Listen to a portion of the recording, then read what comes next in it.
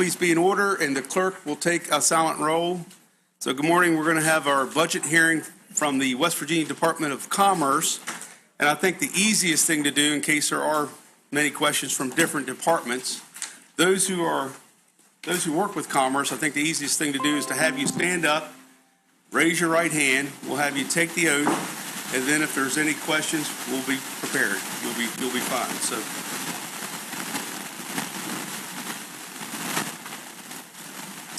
All right, so raise your right hand and state your name. I, Ed Gonch. Do you solemnly swear or affirm that the testimony you shall give shall be the truth, the whole truth, and nothing but the truth, so help you God? I do. Thank you. Well, good morning, Secretary Gonch. Morning, Mr. Chairman. And the floor is yours. Thank you, Mr. Chairman, ladies and gentlemen, members of the committee. This is the West Virginia Department of Commerce budget presentation to the House of Delegates. This is the budget that the governor, this is the commerce portion of the budget that the governor has presented. I'd like to start by just giving you the mission statement of the West Virginia Department of Commerce, just so it's clear and understandable. We are a really diverse group of 9 agencies, and all of those agencies are represented here. You saw the leaders of those agencies stand and take the oath today. They'll be here to back me up. I've been on the job all of 3 weeks today, but I'm excited about it, exhilarated. The West Virginia Department of Commerce promotes and preserves the well-being of the citizens of West Virginia by providing a cooperative interagency system that stimulates diverse economic growth, encourages the appropriate use of our state's abundant natural resources, improves the safety and productivity of our workforce, and promotes the beauty and desirability of our state as a world-class tourism destination. Page 4 of your handout is a sheet that we just put in for your information. It's the most recent 5 full years look back at the various agencies and the total budget for commerce. Actually, what I want to spend most of the time on today is the next slide, next page, which is page 5. And I'll call your attention to the third column over from the left is the adjusted FYI 2019 budget, and then the request next to it in the next column for fiscal year 2020. The request, as I said, as presented, as proposed by the governor. I'll just run through those very quickly. When I finish that, I'll talk about any changes that have been made, and then we'll open and happy to try to answer any questions anybody has. The Secretary's office, the budget there will go from $573,717, as you can see, to $607,461. I'm not going to read every number to you. The increase there is basically as a result of the salary enhancement proposed by the governor. You'll see that as we go down through all of these. The only significant change in any of these numbers is the tourism budget, which I'll get to shortly. You can see the Coal Board has an increase of $2,800 because of the salary enhancement. The Development Office, likewise, from $10,606,000 to $11,263,000. Energy, same thing, salary adjustments only. Forestry, $3.824 million to $3.422, an increase of $137,788. The Geologic Survey is proposed to go from $2.833 million to $2.917. Labor from $1.788 to $1.843. Once again, increase as a result of the salary enhancements. Miners Health, Safety, and Training, an increase of $307,000 rounded off. And then there's tourism, where you see that the governor has proposed a $14 million increase. I'll talk about how that's going to be spent just in a moment. But I will say that that the governor, as well as the Department of Commerce, looks at this as an investment in our state. At least 8 times return to us, we think. Rehabilitation services from $14,380,000 to $14,886,000, an increase of $506,000. And then Workforce West Virginia, the last agency, which gets very little general revenue dollars, very small, or no increase at all there. So that the general revenue budget will go as proposed from $68,829,540,000 to $85,473,930, an increase of $16,644,000. And as I said, the bulk of that's the $14 million we're asking for in tourism, and the rest pretty much in salary adjustments.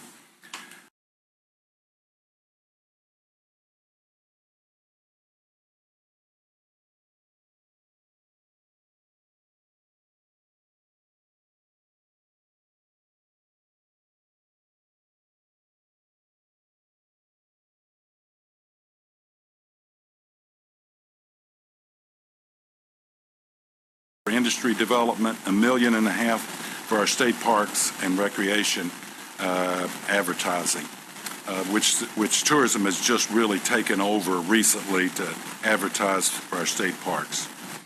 So the enhancements included herewith is under the Development Office. There's an additional $458,000, and that basically will take the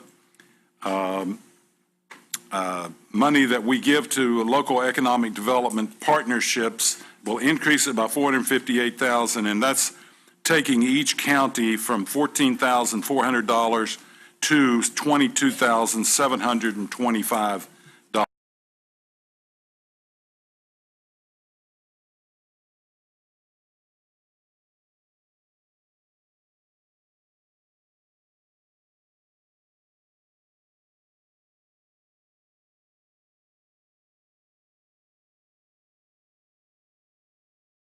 To the fish hatchery. That's the view, Mr. Chairman. Be happy to try to answer any questions, specific questions about any specific agency, and we've got plenty of people here to respond, I believe. Well, thank you, Secretary Gaunch. Questions for our presenter? The gentlelady from the 50th. Chairman, sir. On the tourism part, can you just maybe elaborate on the brand promotion that we're going to spend the money on? Yeah, if you don't mind, I'm going to ask Commissioner Ruby to come up and With leave of committee, we'll have Commissioner Ruby.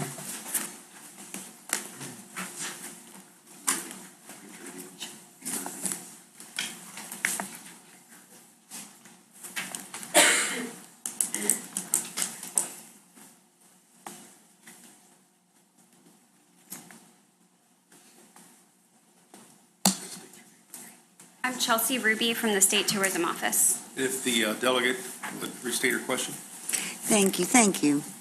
I was just going to ask on the $10 million for brand promotion, can you give me some examples of what that's going to do? Sure, absolutely. First of all, thank you all for having us here today. And before I get into that $10 million, I do want to say thank you to this committee and to this body for the additional $2.5 million that we received last year. There was a supplemental appropriation at the back of the budget that we did get at the end of the fiscal, and I'll talk here in a minute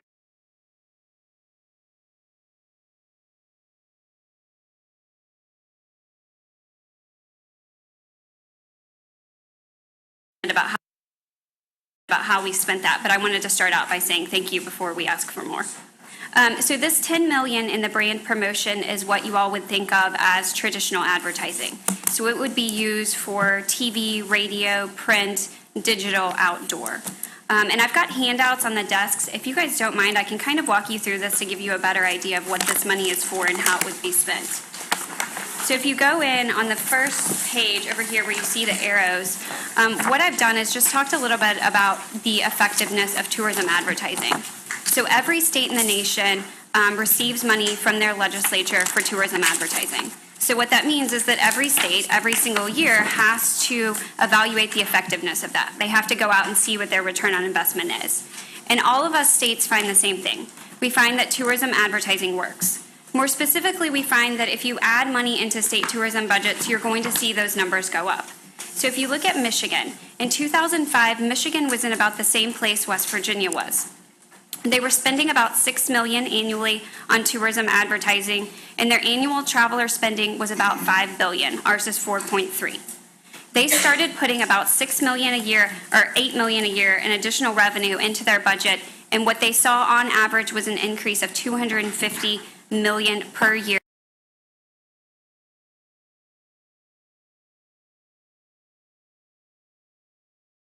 in traveler spending. Conversely, states find the same thing. If you take away tourism advertising, you're going to see those numbers go down. So in 1993, Colorado said, hey, we're Colorado.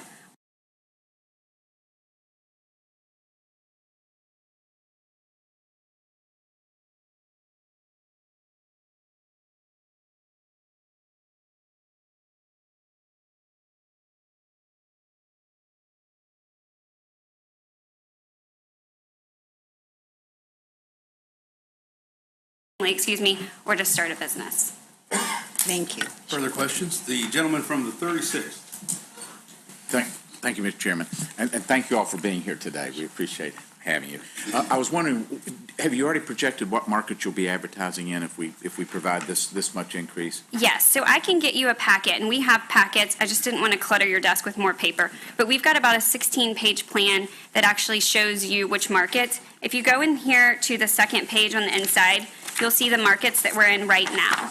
And I will tell you that when I took over at the State Tourism Office, they were advertising in more markets. But we did some market research, and what we found is that we were too spread out. We weren't getting enough frequency and repetition in those markets, so we wanted to scale back to make sure that we've got a layered approach to make sure that people aren't just seeing a digital ad or a print ad, that they see every type of advertising. So these are the markets we're in. If we are to get this 14 million increase, we will expand to other markets in this region. So the markets, and I can give you a chart that shows you why, because we do it all based on data and indexes. But the main markets that we would be expanding to would be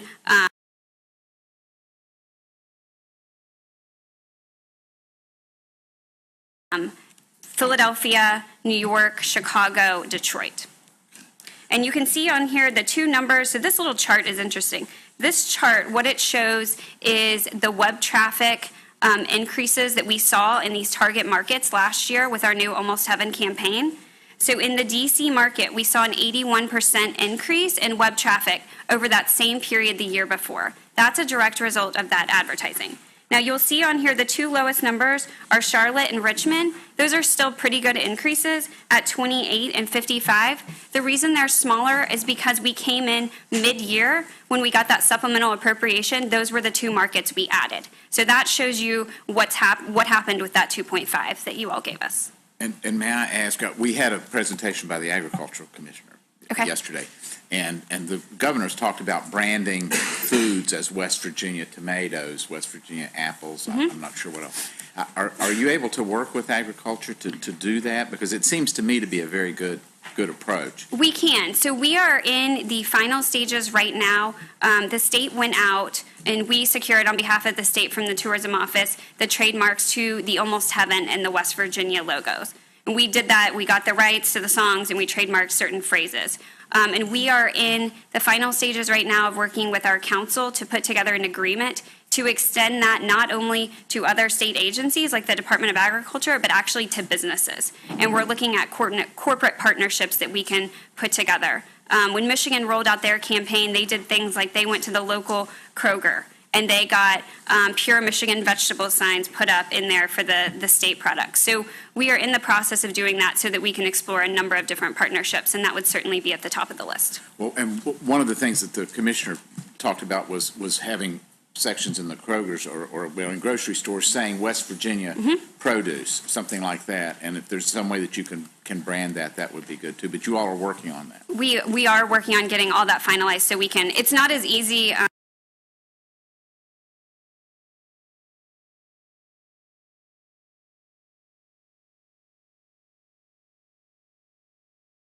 through the trademark process. It took a little bit longer than I thought for the trademark office to approve these and get all this together.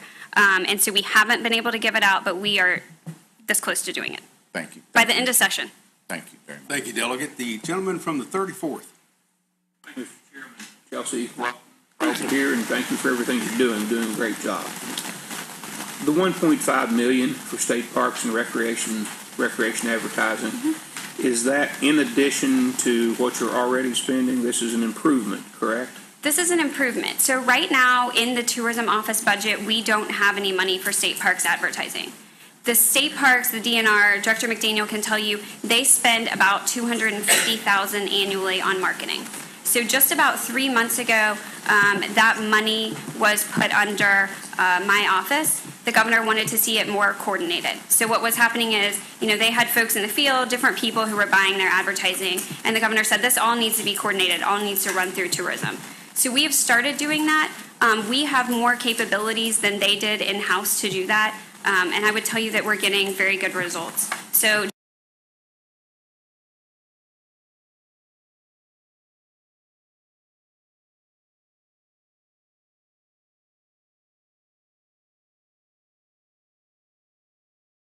an example.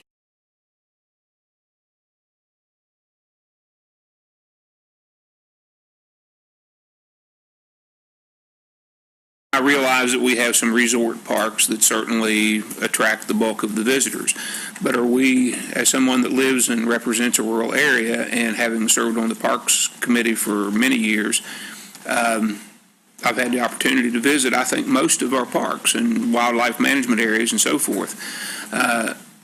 We're not just focusing on a few at the detriment of the smaller ones, are we? Are we putting some money in to promote all of our parks? Because, there's some people that's not looking for a resort. They're looking for, camping, quality of life. I look at Holly River, I look at Cedar Creek, I look at places like that wonderful destination for a lot of West Virginians and a lot of people in surrounding states. But I just want to make sure that we're not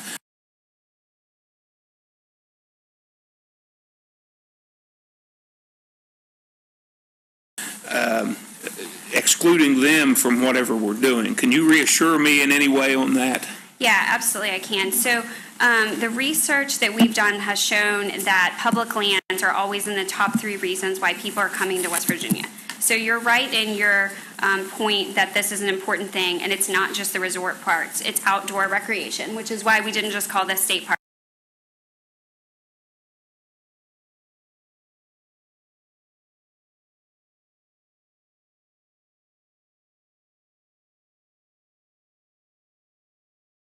The exact amount on it, but it was a print advertisement, I believe. And Susan from the CVB put in money from the CVB. The parks came in and did a match out of their funding, and then I matched that again, and we did ads together, multiplying the effectiveness of those dollars by everybody for Cooper's Rock State Park. And I can give you examples of these for other people, and I know, I'm sorry, that one's not in your district. No, that's fine.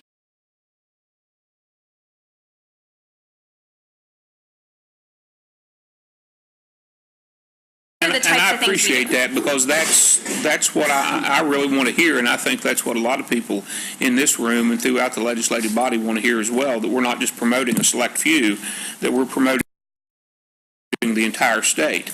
So I certainly thank you, and to the Cabinet Secretary, congratulations on your position. And after this meeting, briefly, I just need to set up an appointment with you, please. Thank you. Thank you, Mr. Chairman. Thank you, Delegate. The gentleman from the 30th. I'm just going back to your handout, and I was looking at the chart that indicates the change in spending by travelers in Michigan and also Colorado.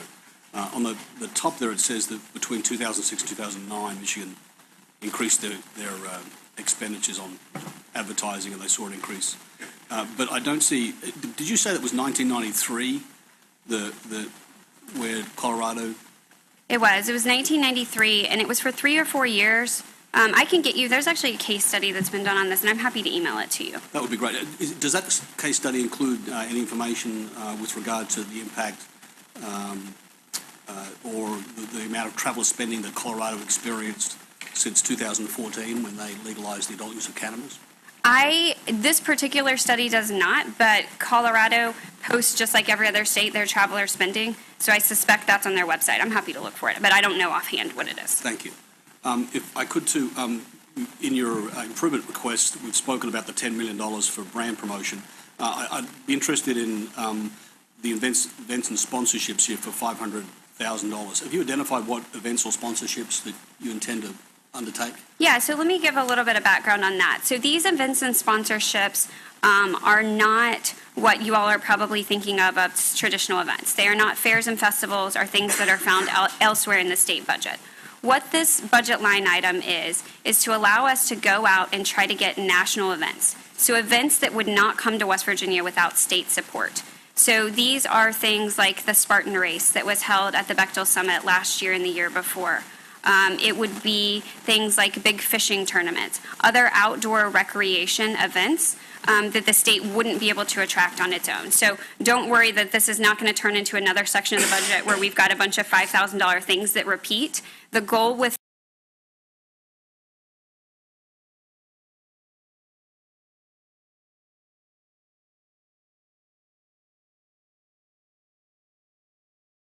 this is actually to only have these events on there for a year or two, then lower the state contribution so that we can go out and get more events each year. So these would be new events or sponsorships? These are not Correct. existing? Correct. They're not programs. existing. They're No. things that we're trying to bring here. Right. And the goal with these is that the state can go and offer seed money to attract these events, but then the local CVBs, local organizations can come in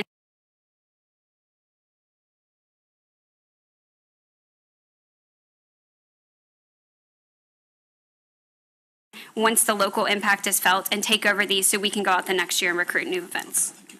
Mr. Chairman, I have a couple of questions for the Commerce Secretary at some point, but we'll move through this tourism thing. Okay, thank you. Thank you, Mr. Chair. Thank you.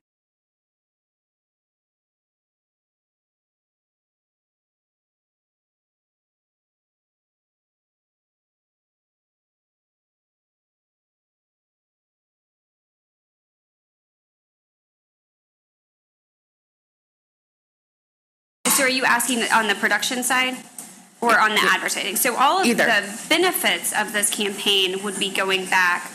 So on the back, we show you the $4.3 billion in traveler spending. We show you the occupancy rates, the amount that's coming back in as tax revenue, and the statistic that $690 is what each household would have to pay without this tourism advertising.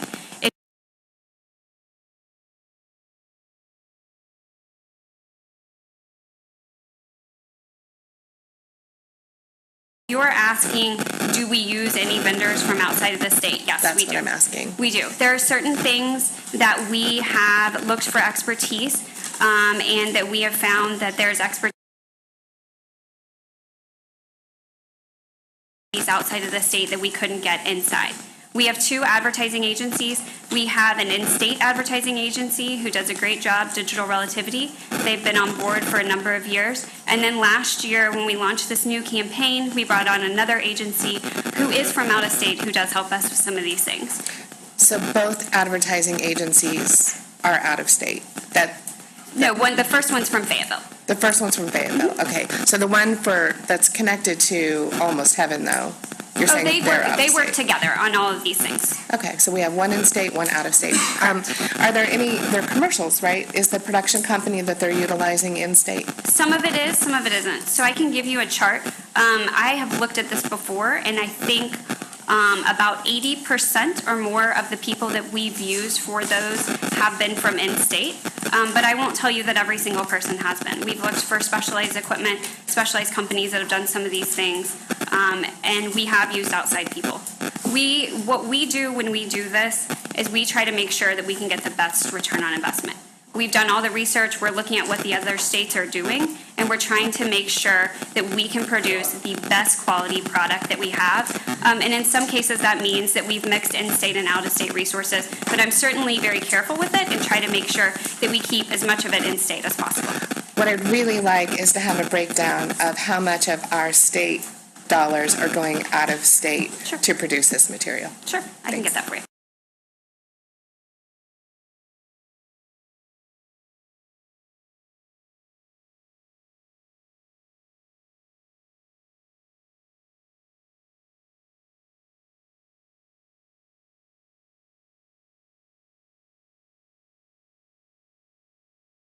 We're here to support tourism. But yes, we do work with them.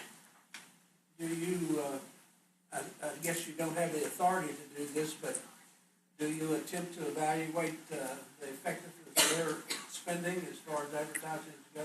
I don't have the authority or necessarily any mechanism to do that. I think that would be important, though, that everybody's on the same sheet of music. Their money does not flow through the state or the tourism office. It goes through the counties. I understand that. What do you think is the most effective thing that the local communities could do to promote themselves? Any feelings on Yeah. that? Yeah, absolutely. So the thing that I think these CVBs could do is something that really they've started doing over the last couple years, and that is working together. So what we are trying to do in West Virginia ultimately is I want to be able to come to you and tell you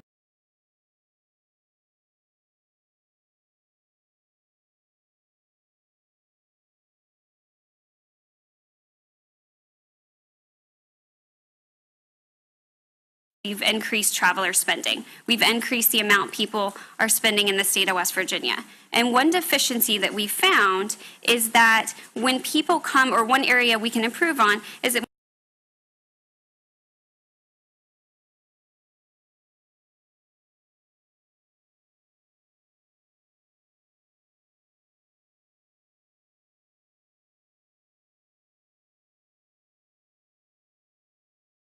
program to do that. So I would tell you that's the most important thing from my perspective that our CVBs could do.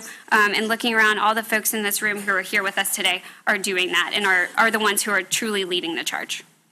Thank you very much. Sure. Thank you, Delegate. The gentleman from the 61st. Thank you, Mr. Chairman. Chelsea, thanks for being here today.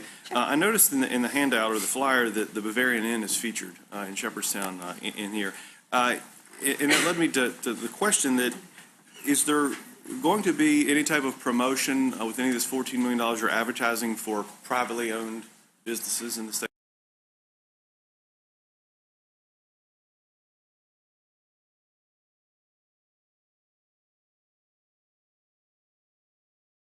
Yes. So let me explain how that works. So for years and years, and those of you who aren't new to the legislature, you've probably heard of the MAP grant program. That program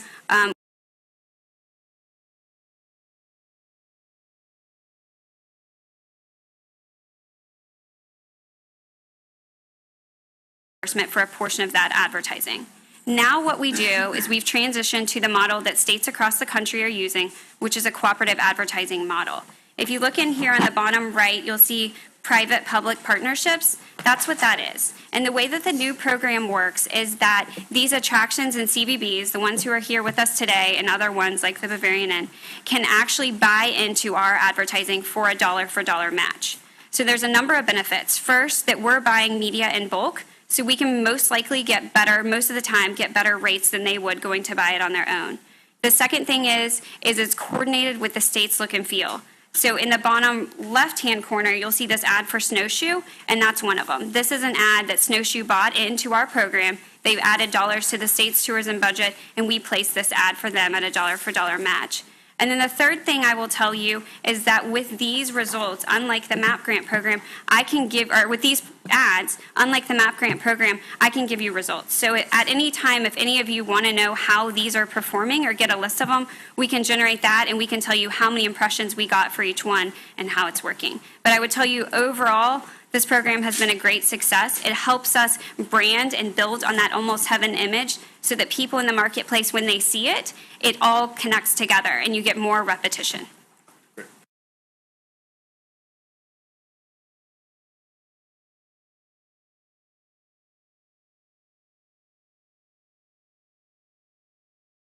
Thank you. The gentleman from the 12th. Thank you. Chelsea, thank you for being here. About a week ago, I asked you about the Spartan Run that I did not know we.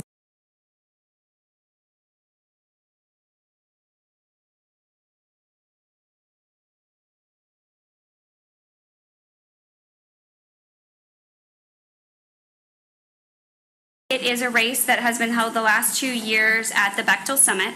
and it brings in about 10,000 racers and their families. And I gave you my paper, but I think the economic impact on it is 3.6 million. And then there's a multiplier effect, which goes up to 4.8, I believe. But it is something that has brought people from out of state. These are people who, wouldn't have been here.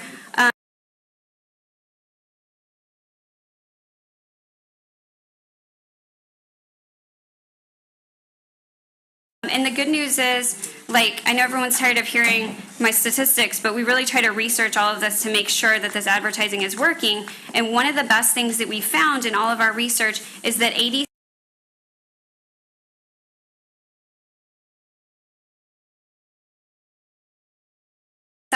of people who come to West Virginia come back.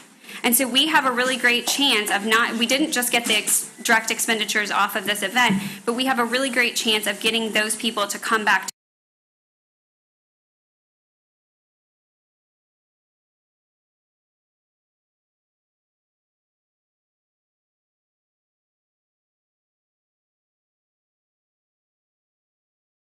West Virginia a second time or a third time to spend more money. With this race alone, I know there's people from California coming with my daughter who's never been to West Virginia before because of this race. So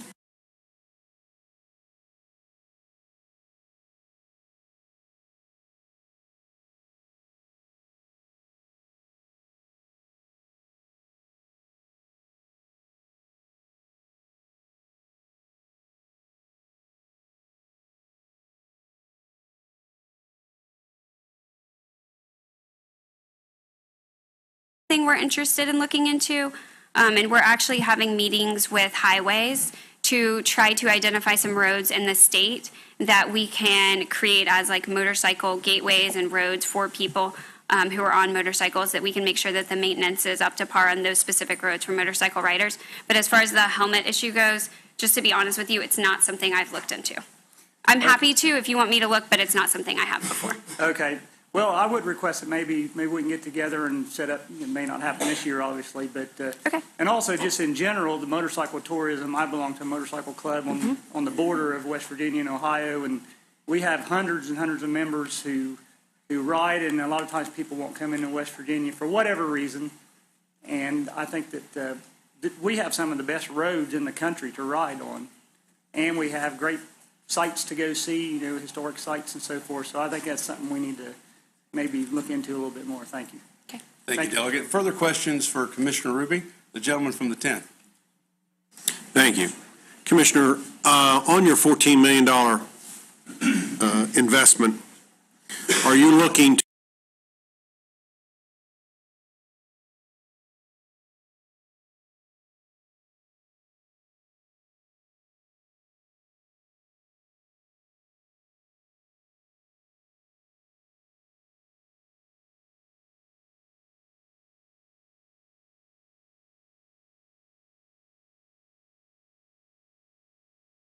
as the state's budgets vary. But I don't want to tell you that if we got this increase this year, that next year I would come back and say 6 million is enough. We can cut it back to 6. I think that there's some room to, as we're really getting started with this campaign and launching it, to add in some additional and maybe, eventually if we needed to pull back some. But I do think it would be a mistake to build up to 20 million in advertising and then go back to 6. Well, obviously, because of our, as you well know, our fluctuation on income based on energy dollars is tough, and I just didn't know if you were looking for this as a constant or if you were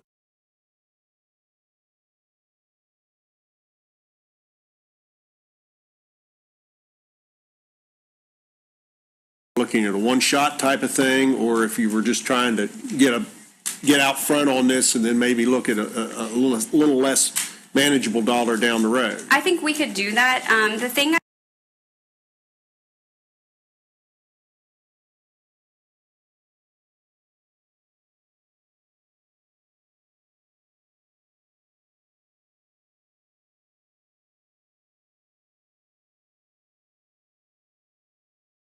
Okay, thank you. Thank you, Delegate. The gentleman from the 34th. Again, Mr. Chairman. Chelsea, just a request, so I think it was brought up by one of the other delegates. I'm sure you have a breakdown of how much is spent on the promotion by county and by business? There may be some counties and some businesses that maybe do not realize that they could be availing themselves of this, or I think it'd be helpful if we could kind of see that. I know I have an interest in seeing, so if that, Mr. Chairman, if that would be possible. Absolutely. Yeah. Don't have my blue card handy, but that's my request. There's two things I could give that would be helpful. I can give you all a report that shows economic impact and employment by county that will show you what's happening specifically in your counties. I can also give you a list of those participating in that cooperative advertising program so you can see who's receiving that dollar for dollar match and buying into our program. Thank you.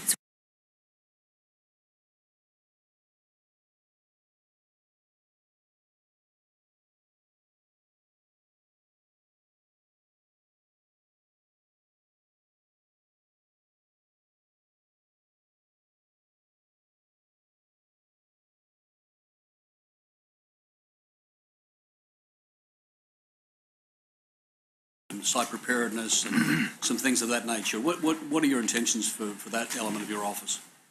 Well, actually, what we had before was a specific request, if I recall, last year for $16 million, I believe it was. That's one of the questions I asked of the governor specifically when I was appointed to this post.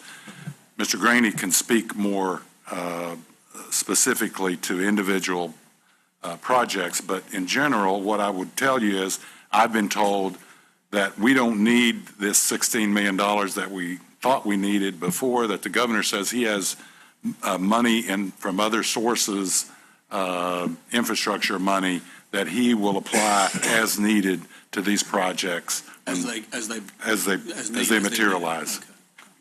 And the second question, if I can you provide me with some sense of where we stand as far as the China deal is concerned, and that was announced with great fanfare and now is appears to be very much out of people's minds? Yes, sir. Do my best. It's still very much alive and well. As Director Graney reported yesterday to another group that we spoke to, the China deal was done kind of in the reverse of what we're used to seeing. People do due diligence and then make an announcement. In this case, there was a huge announcement, and now they've been very much involved in doing due diligence, and they've spent lots of money in West Virginia, made many trips here to West Virginia, and I can tell you there are projects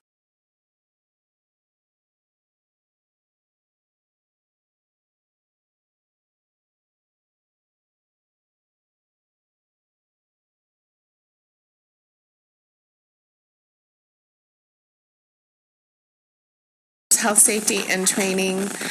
I believe, if I'm thinking of the right department, that there was a legislative audit that said that the miners' health, safety, and training was sitting on a $12 million surplus. I'm going from memory here, so a $12 million surplus, and in the audit, it was recommended that they return about $6 million of that back to the state. But I see that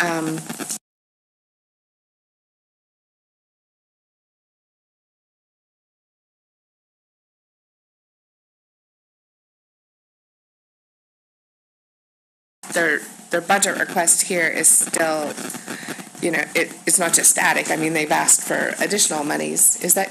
Do you recall that audit, and am I correct in my remembrance? I think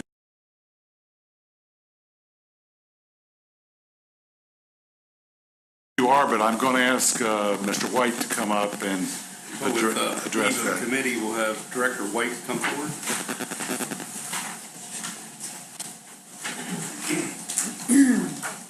And really, I think, Delegate Graves, the only increase that I see requested here would be for the salary enhancement money that the governor requested.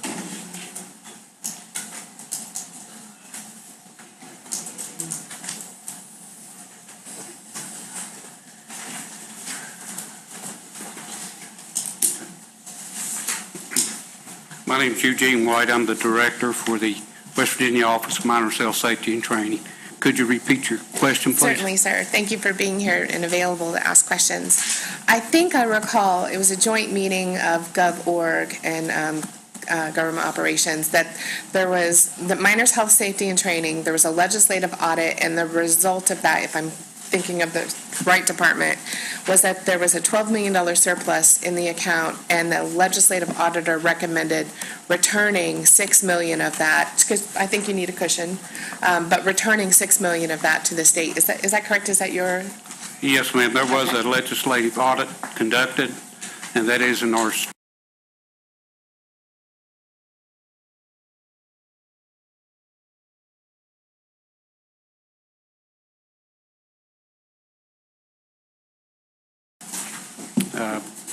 the other account, I can't think.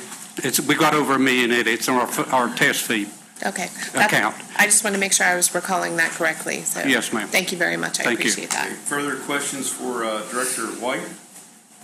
The gentleman from the 16th. Thank you, Mr. Chairman. Thank you, Mr. Director.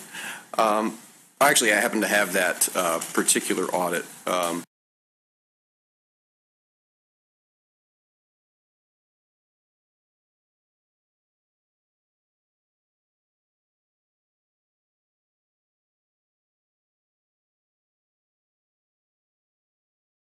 Up here at the moment. My question would be, it appears that based on this report that we were handed here for fiscal year 19, you currently have a cash balance of a little over $19 million. Is that accurate? I would think that would be accurate. Okay. And pursuant to this audit, which I assume that you're familiar.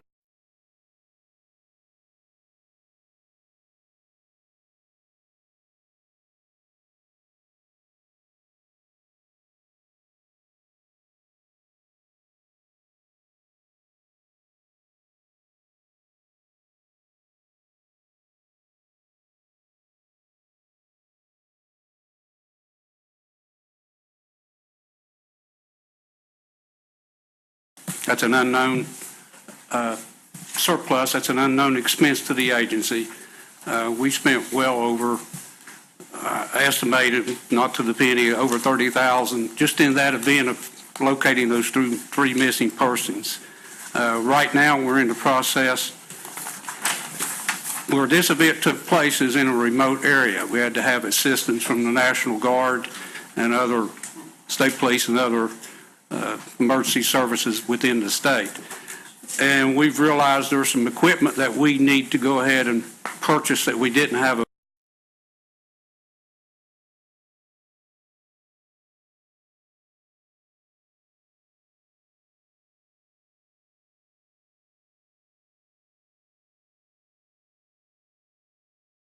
available. Simple thing was heaters. You know, we're out in the middle of the woods. We didn't have no way to provide heat for the team members that were stuck out there standing in the woods while we were searching. Because how many people you have underground, you got to have that many people on the surface ready to go. Canopies, just simple little 8 by 10 canopies. So we had a debriefing and realized there's a lot of things that we need to purchase. We're in the process of doing that. We're also, this year, we have to purchase additional 1-hour rescuers for all of our inspectors because our shelf life, our belt wearable rescuers are now going out. So there's a lot of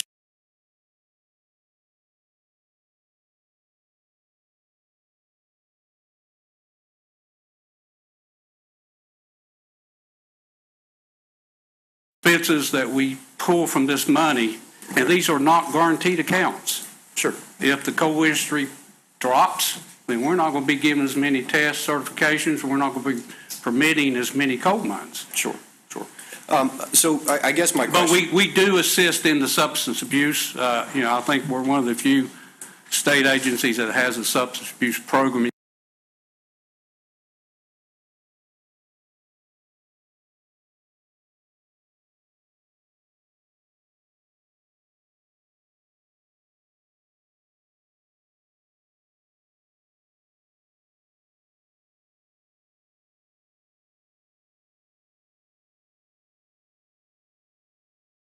expenses that you just listed out there, that you still think that there may be some excess that you guys could contribute potentially to some of these other initiatives, for instance, of the governor or of the legislature? Yes, sir.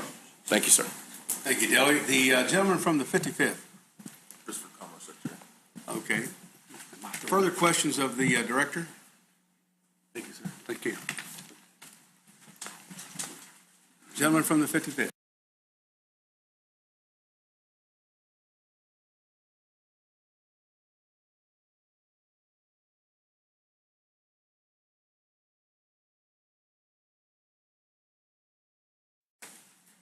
Secretary, how are you today? Good, thank you. A colleague from the 30th touched on the China deal, and when it was announced not quite a year and a half ago, but some time ago, it was claimed it was going to be around $84 billion of projects in West Virginia, and there was a memorandum of understanding. Have you had the opportunity to review that document? No, sir, I have not reviewed that document. It's one of the things I have on my list to do. But I will tell you, it wasn't the promise of 84 or $83 billion. It was the potential for 84 or $83 billion. I'm sure Mr. Graney has reviewed the document, and no, he hasn't either. Okay. So are we sure, does an MOU actually exist? Yeah, we're sure it exists, and we're sure that work is moving on underneath the document, but as far as having read it, no, sir, I haven't. And what was set forth in there, was there any, do you have any idea what was set forth, what's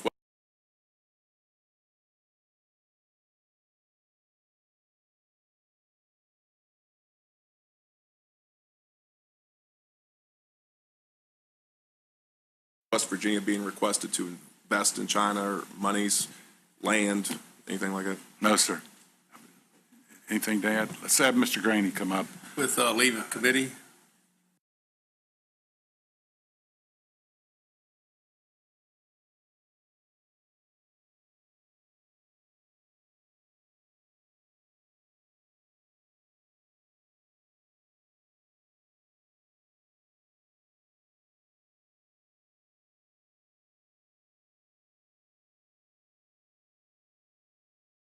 Invest up to $84 billion in the state of West Virginia over the next 20 years. So there was a window that they were looking at to make investment in the energy and petrochemical businesses in West Virginia. What was West Virginia being requested to put up for that investment? Nothing that I'm aware of. In other words, just the cooperation from our development office, from the state, from individual businesses in the state to work with China Energy. Okay. All right. Thank you.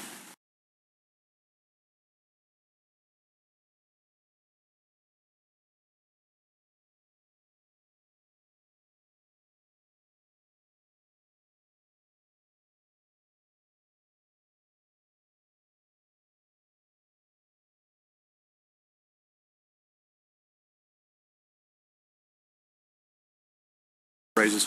Yes. Okay. Do you feel that your office is prepared to best take advantage of the federal monies that are going to be given out for broadband, and are you prepared, and do you have adequate funding to ensure that our localities are pulling down the maximum amount of federal revenues as possible? Well, I'd like to say yes, I believe we're on track with the broadband effort, but I actually think that more can be done. And I think it's a complicated issue. There are a lot of sort of different programs going on from different resources throughout the state. And it's complicated. Therefore, I think someone needs to actually be there coordinating the efforts. And I know that effort is under study by the governor's office as we speak. And I know you've had some discussions with the person who is leading up that effort, as have I. And I think when it's said and done, we'll have a coordinated path to go forward with. Taking advantage of the USDA dollars that are available with the deadlines of April 29th, May 29th, June 29th, I think is a heavy lift. But I think some of those funds will be taken advantage of, certainly by some of the regions that are putting together programs. And is there anything that we can do from appropriation side to make that any easier on you? Board, I'd like to think about that and come back to you with that specific request. Thank you, sir. Thank you, Mr. Chairman. Further questions of Director Green?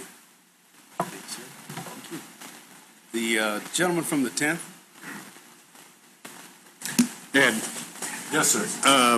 I mentioned to you a couple weeks ago about the purchase of the public lands in Wirt and Calhoun and Ritchie County, and the transfer of that property from the former Westvaco property that we're paying taxes, especially in Wirt County.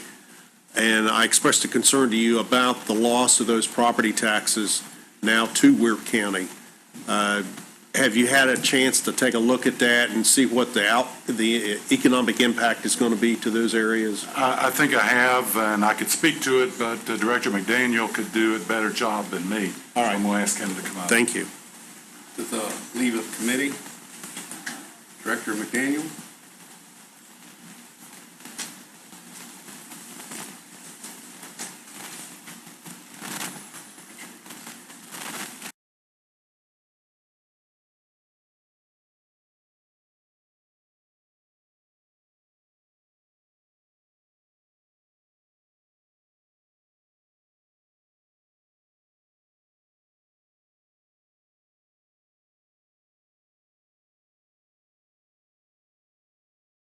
Our $60 million bond initiative that's going to allow us to restore our state parks to the grandeur that they once were. Sir, I didn't get all of your question, but I think it was about the recent purchase. Yeah, you were involved in a purchase of a sizable amount of the old Westvaco property that covered a lot of Wirt County, some in Calhoun County, some in Ritchie County, and some in Roane County.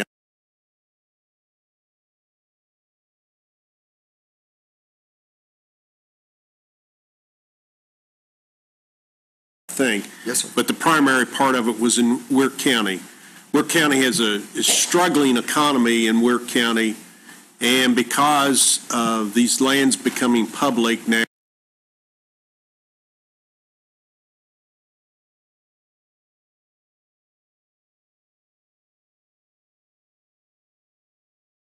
there won't be any tax dollars rolling into the courthouse in Elizabeth.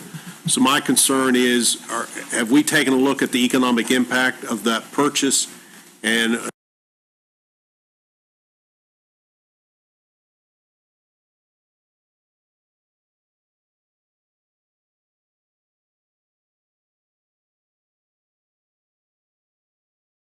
We are purchasing, and those monies come from the excise taxes from hunting and fishing, and from recently from pipeline mitigation. And what we're required to do with the pipeline mitigation monies is to replace Core 4s. So we have to go out and try to replace Core 4s. So in our wildlife resources section, we have an interactive map, which I'm actually printing up for everyone that wants, and it shows all the public lands that we have all over West Virginia. And what we try to do is there's a minimum amount of acres per hunter that we try to put throughout the state, not only for in-state hunters, but to attract people. Probably the majority of our out-of-state hunters come from Ohio. And there's not a great deal of land in that section of West Virginia, which is very easily be accessible to the folks from Ohio. So that was one area that we were looking for. We went and we used the Conservation Fund, and they went out and located lands that were already for sale. And I believe that was the Forest Land Group. Sure. So it was a total package. I know in Wirt County, the loss was, I think it said $19,000 a year were the property taxes. I know from the closing, and it only happens on a one time, there were $32,000 paid in the transfer taxes to the county. Going forward, and I was talking to a delegate the other day and a senator, the overall area, based on the amount of acreage that we purchased for that, we'll see on federal studies approximately $500,000 a year in new economic impact. Now, there aren't a lot of gas stations, a lot of retail centers in Wirt County. Right. So we're trying, and I'm working with wildlife right now to see what we can do, what we're allowed to do on the lands that we purchased with the pipeline mitigation money. When we purchase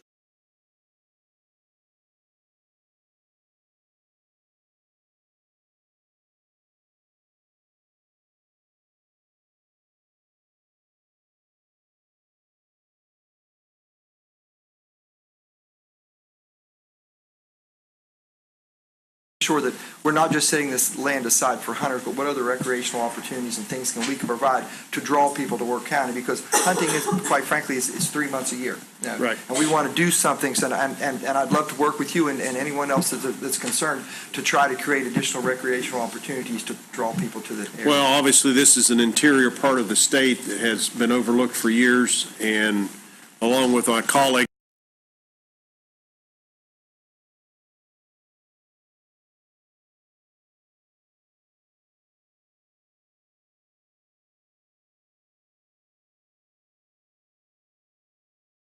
as far as law enforcement's concerned, we don't have a state police detachment anymore in Worth County, so all these things are are going up against those people up there, and they deserve a little bit better operation than we've been giving them. I understand. And one thing, you will also see a larger presence of DNR law enforcement. We not only enforce hunting and fishing regulations, but we enforce all laws. And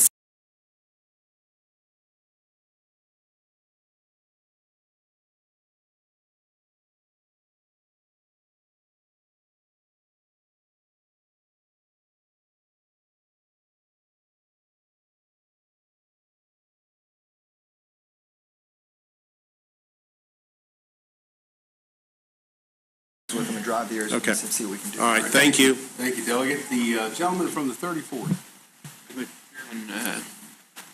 Welcome, glad you're here today. I just wanted to touch base on an issue that really affects all over the state. You and I had some discussions about trying to work with the Corps of Engineers to come up with a unified policy regarding at all the Corps lakes, regarding alcohol use. Obviously, no one condones boating under the influence or anything like that, but as you know, we've had people that have gone from this lake to this lake to this lake, and there's different policies. I know that it's Corps of Engineers issue, but considering that our conservation officers, our natural resources police officers are the ones that are out working these lakes, it just sends a bad message when we don't have a unified policy across the state. So have you made any progress with the Corps? I have made contact. Yeah, you're exactly right. Actually, the Pittsburgh detachment, all the Corps lakes in their area are actually supposed to be alcohol free, and there's only a couple of lakes, and I think it's local, where they actually make us enforce those laws. For instance, Tigert Lake. It's my understanding it's supposed to be an alcohol-free lake. Well, I grew up on Tigert Lake, and there's any Saturday or Sunday there's 600-700 boats in there, and I know everybody's got beer on their boats. We don't allow people to drink and drive boats, but you're exactly right. The lakes where they're enforcing it, and you and I talked about one marina. That guy's struggling to fill up his docks because he can sell beer at the marina, but they're not allowed to put it on their boats to take them outside. So exactly. You're exactly right. It is an issue, and I have talked to the Corps about it, and they are actually looking and evaluating their policy.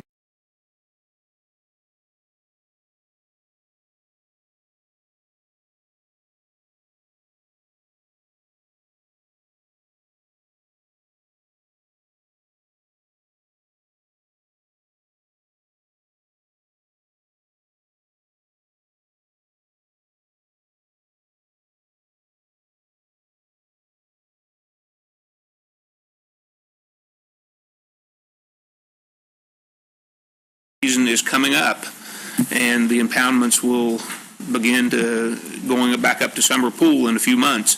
That season's going to be upon us, so if we could get the Huntington District and maybe someone to listen to us, that we need a unified policy, whatever that policy is.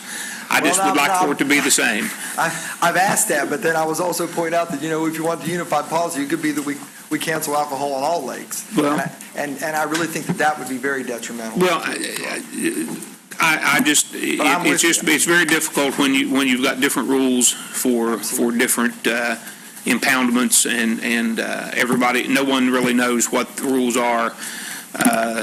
So anyway, I appreciate your efforts. I am hoping to get something back from them before the spring pools start.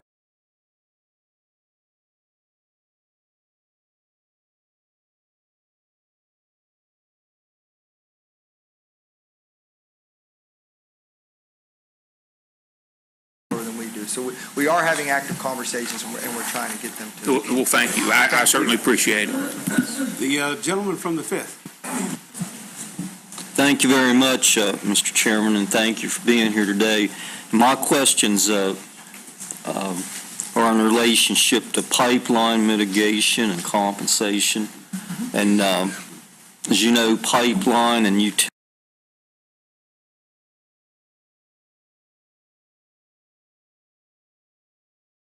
utility developers, they're required to pay compensation for areas that are disturbed by like right-of-way construction.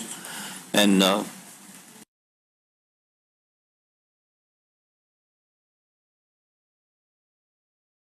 in West Virginia, that includes several areas like forest canopy or reduction, stream and wetland disturbance. And I was just wondering that some states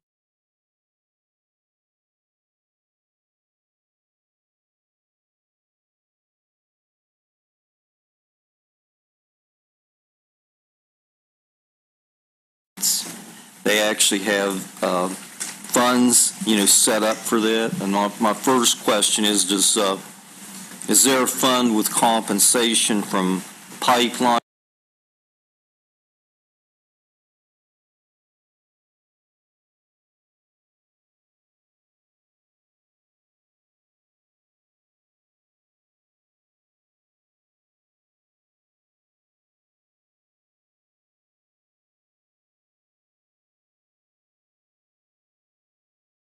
Mitigation money from that pipeline. We're in the process of negotiating or waiting on the FERC results from 3 additional funds. Okay, and is this information public? Yes. Okay. So, I'd be happy to provide it for you. I can get you all the documentation. okay, thank you. But we are required to replay. If we take the money, we are required, I can't use it for other things. Like I can use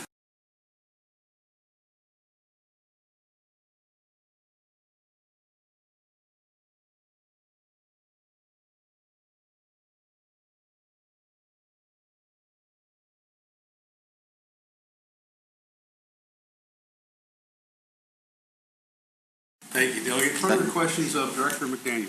The gentleman from the 36th. Follow up on that. Are the funds to be used where the pipeline actually is installed? in the Is that general idea? area, yes. In the general area, for instance, we've got one now that's down the southeastern part of the state. We're probably going to look for something down there. But yeah, you're supposed to keep it in the general area. A lot of these pipelines are coming out of the Ritchie, Doddridge County area, so that's one of the reasons. Plus, we need to go back, like I told him, we're trying to find areas where we don't already have a great deal of public land.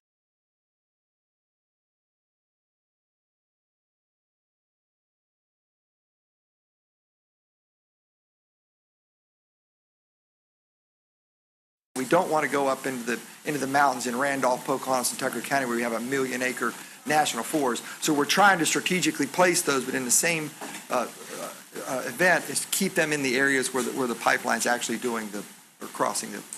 You mentioned $11 to $16 million with one pipeline company and the other agreements. Are those kinds of, is that the range of payments that the pipeline companies are making? It depends on the length of the states? pipeline. Yeah, there's actually a formula. There's actually a formula that we're utilizing, and I can't remember there were 2 states that came up with it, but it almost mirrors what they're doing in Ohio and Pennsylvania. Thanks. Thank you, gentlemen. Any further questions for Director McDaniel? Sir? Thank you.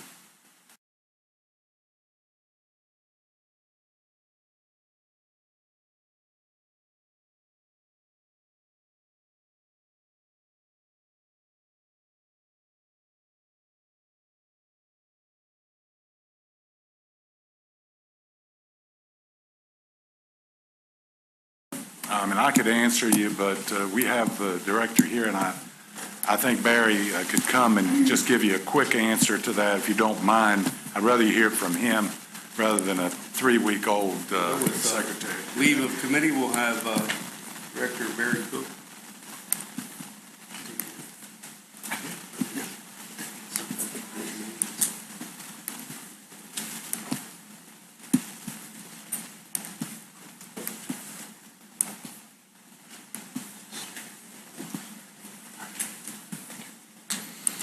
My name is Barry Cook. I'm Director of Division of Forestry.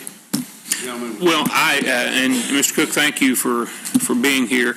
You know, we lost a lot of highly qualified individuals, and I have had not only when we lost those individuals, some I think eventually got back, many didn't. The other unintended consequences, I've heard from so many timber operators, especially the small operations, that really worked hand in hand.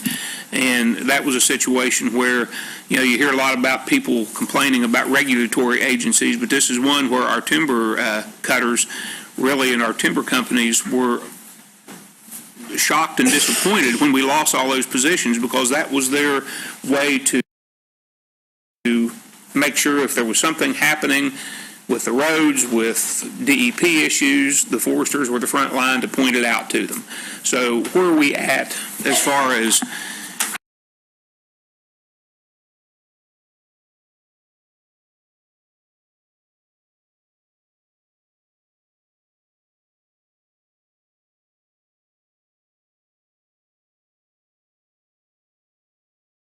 replacing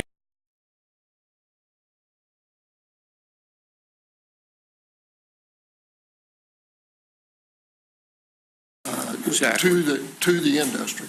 And I come from industry. I spent 45 years in private industry, and, you know, we're there to support them, and we are woefully understaffed. On top of that, when the 42 people went away, they were our younger folks, and our real concern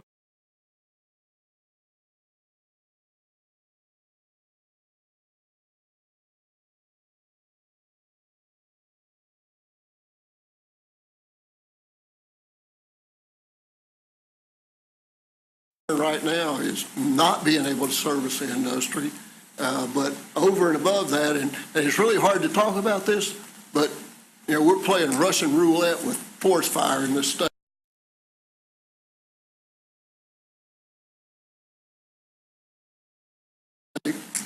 We've been extremely fortunate for 3 seasons now. In fact, this fall season, we just broke the state record for not having fires because of the amount of water. But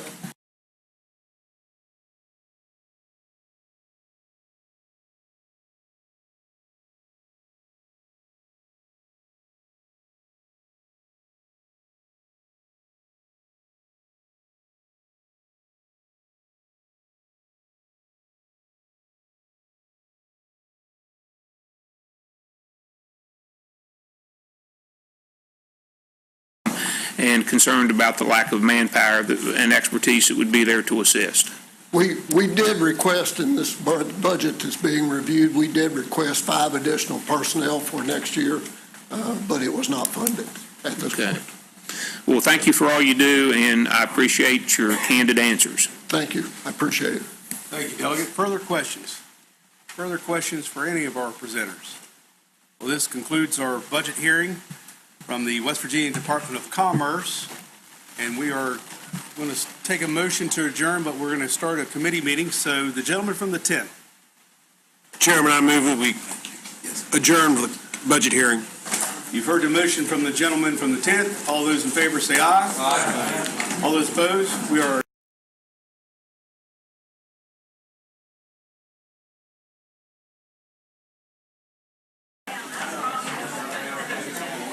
Thanks, sir. Yes, sir. If everybody could go ahead and, if the presenters could go ahead and file out, we're going to start a committee meeting.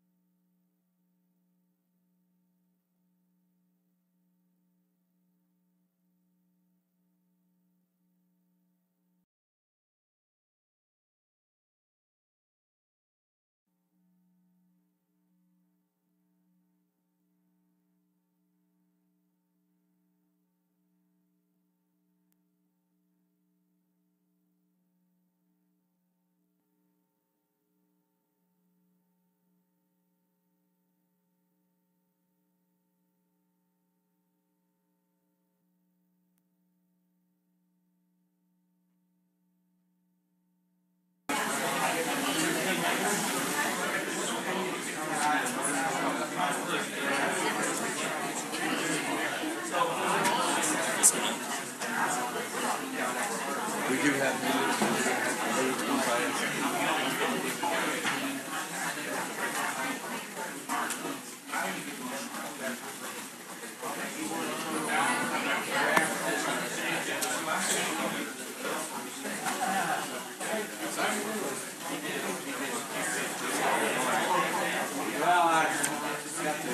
We're rolling live.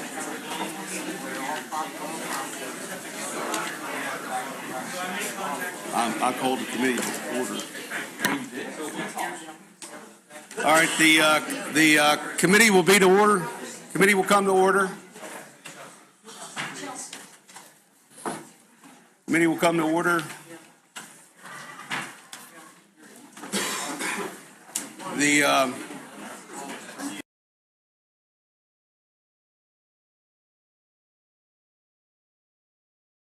clerk will please call the roll to determine a quorum.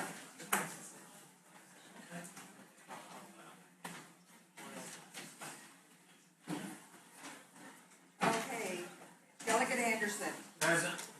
Delegate Barrett. Delegate Bates. Here. Delegate Hawes. Here. Delegate Butler. Present. Delegate Bowles.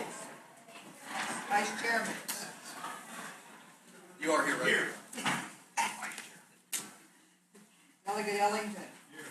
Delegate Espinoza. Here. Delegate Gray. Delegate Hardy. Here. Delegate Hartman. Here.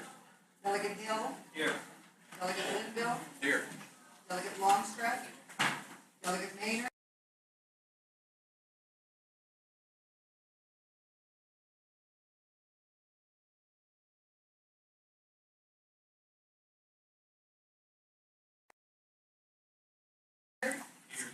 Delegate Petrol. Here. Delegate Rowan. Here. Delegate Rowe. Delegate Scaff. Delegate Spinagle. Here. Delegate Storch. Here. Delegate Westfall. Here. Delegate Williams. Chairman. Here. Quorum is present. The first order of business is the approval of the minutes from the last meeting. The chair calls on the gentleman from the 10th for the purposes of a motion. Mr. Chairman, I move the minutes of the last meeting. The gentleman from the 10th moves that the minutes be approved. All those in favor say aye. Aye. Those opposed say nay. The ayes have it, and the minutes stand approved.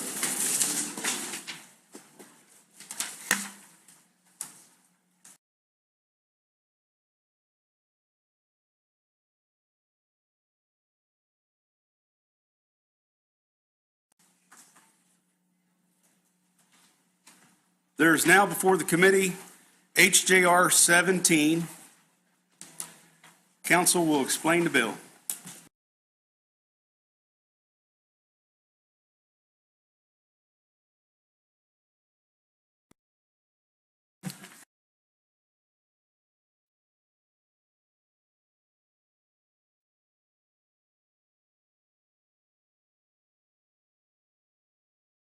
But the provisions of it that would be superseded by the language before you if enacted or if adopted and ratified are the provisions that require that all property be valued and assessed at its true and actual value. The Constitution currently requires that all property be assessed at its true and actual value. And there are very few exceptions to that. One of the exceptions, that section of code or of the Constitution, Article 1, allows, as far as businesses are concerned, allows property that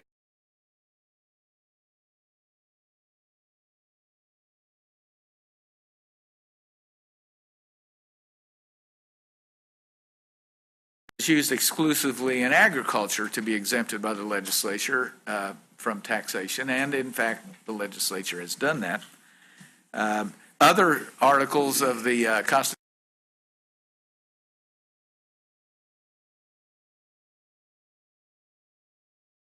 Constitution that have been adopted by, or other sections of the Constitution that have been adopted since 1932, when at least this provision's been in place, have allowed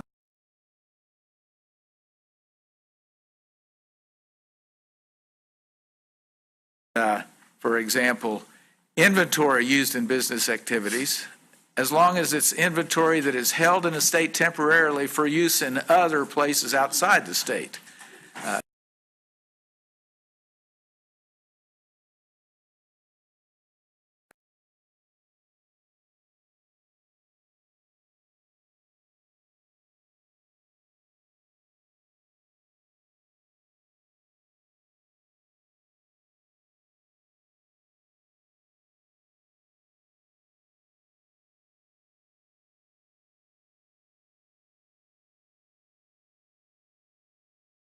Well, or reduced in value for purposes of taxation would be determined exclusively by the legislature by its enactment of general law. Thank you, counsel. Questions of counsel? The gentleman from the 55th. Mark, how's the breakdown of the revenues from this tax? It's in our Constitution. How is that distributed?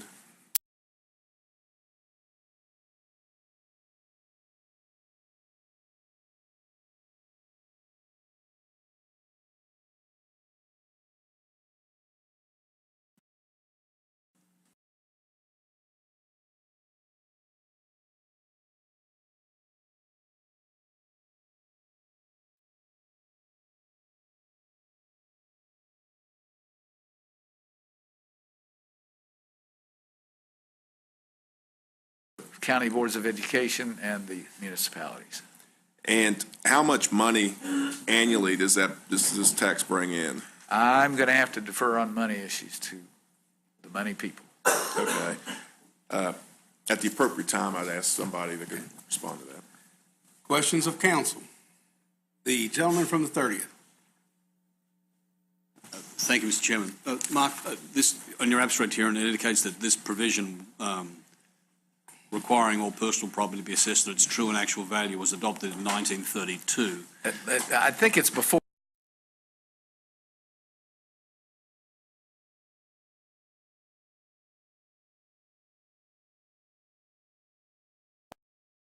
For that.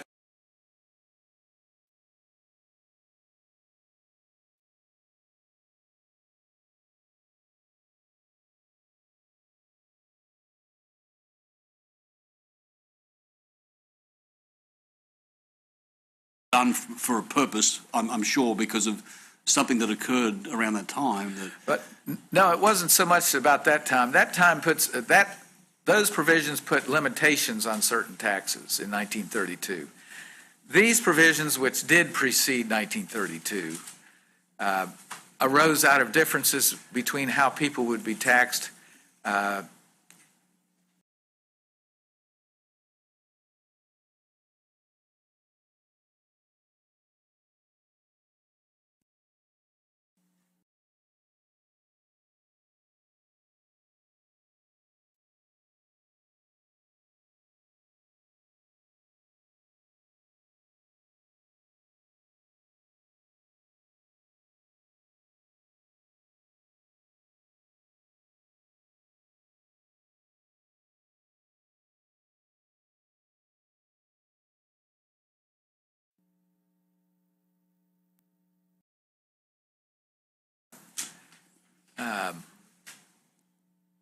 as opposed to some other artificial value.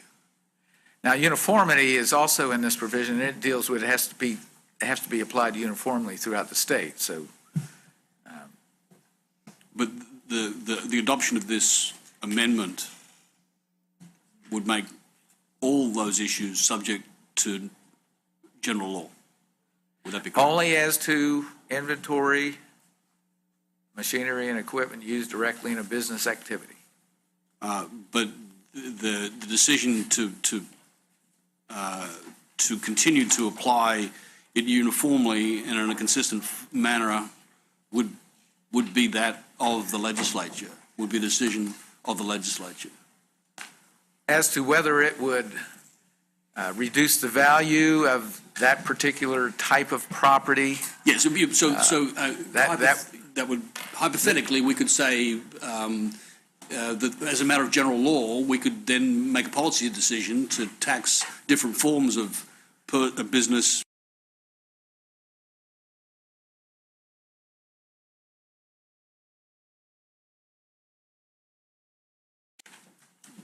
Personal property or in different manners. That's true. That's true. As a- When you say uniformity, I'm thinking of must be applied uniformly throughout the state.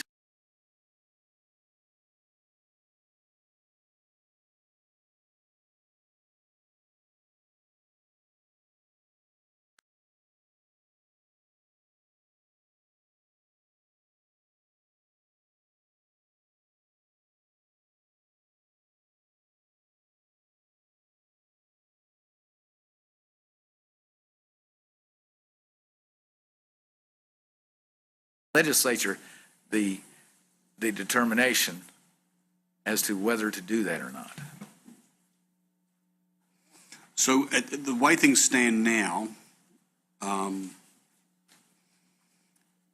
is that without this amendment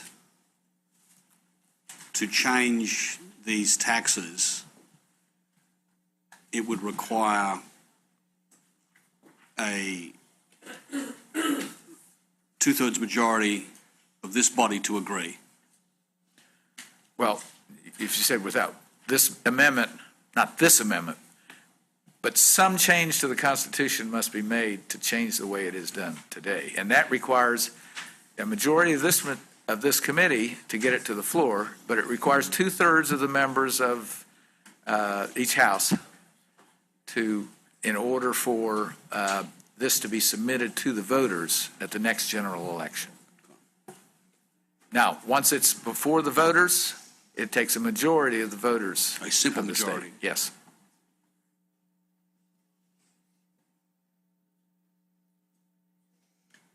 So the language itself, there's the underlined section on page 1, following with the new article, and then that's underscored, and then following that where it says further resolve, that's not underscored, but that's really new language as well. That would appear in the Constitution as well, like resolve further. No, sir. So No, sir. that's. Now, under the provisions of code, when the Constitution is amended in this fashion, the legislature is also required to adopt language that would be placed on the ballot to describe what the amendment would do. So when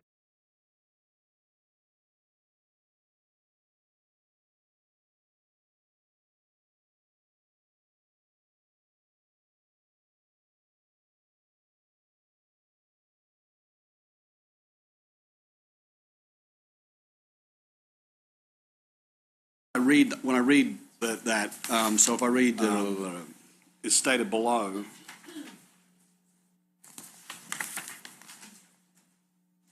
it reads, machinery, equipment, and inventory, personal property directly used in industrial business activity, inventory, industrial machinery, and equipment, personal property directly used in business activity. So that's got some surplus language, yes, sir. So that has surplus language.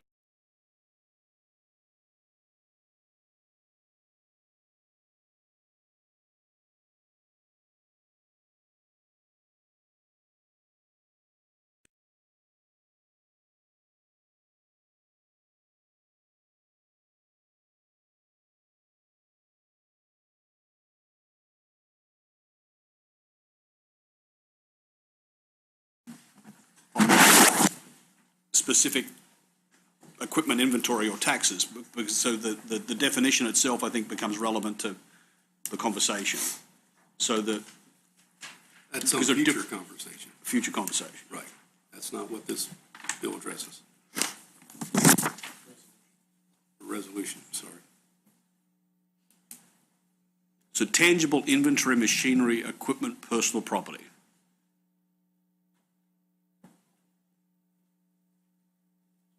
say inventory? Yes. Yes.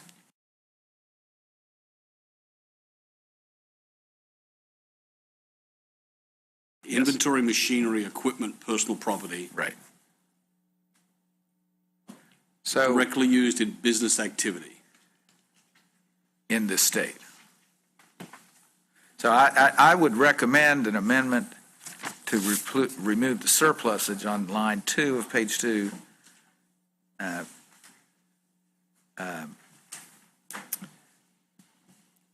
Following the words industrial business activity by striking out the rest of that line. And on line 3, striking out the words directly used in business activity. Wait a minute. Excuse me.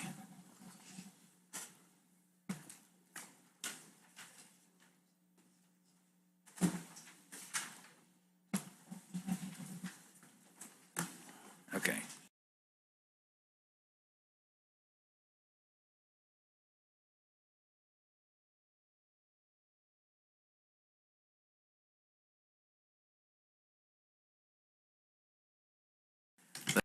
Let me correct that. Beginning on line 1. On page 2. On page 2, at the end of line 1, by striking out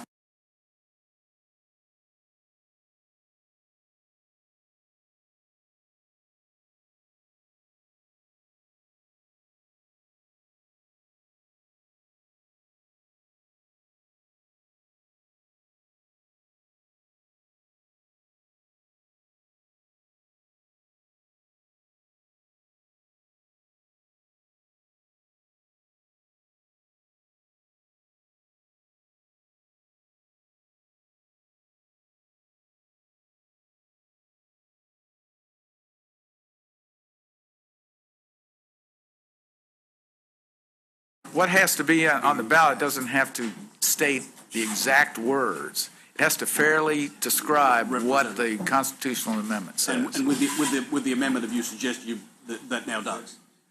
I believe it does. I'll have some other questions, Mr. Chairman, but I'll yield to now. Others may ask them. So. Thank you, sir. The gentleman from the 66th. Thank you, Mr. Chairman. So it is in reviewing your yes, sir. Your fiscal note and also your abstract is what I was searching for. There's not a fiscal note for that.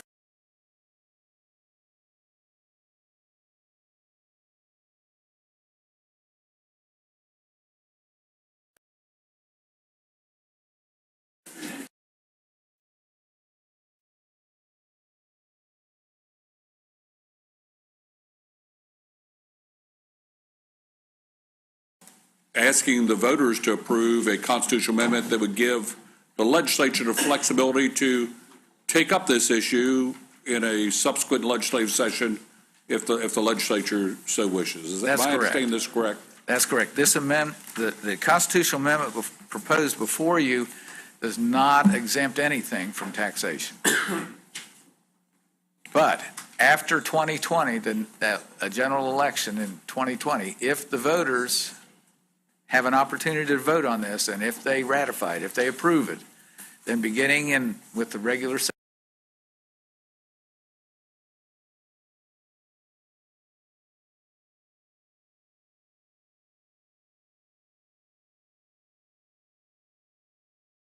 session 2021, the legislature can formulate a plan, if they desire, to exempt these personal property items used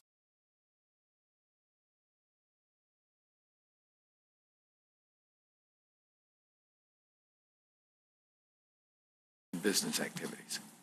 Okay. All right. Thank you very much. Thank you, Mr. Chairman. Further questions of council? Further questions of council? Okay, the gentleman from the 55th with leave of committee.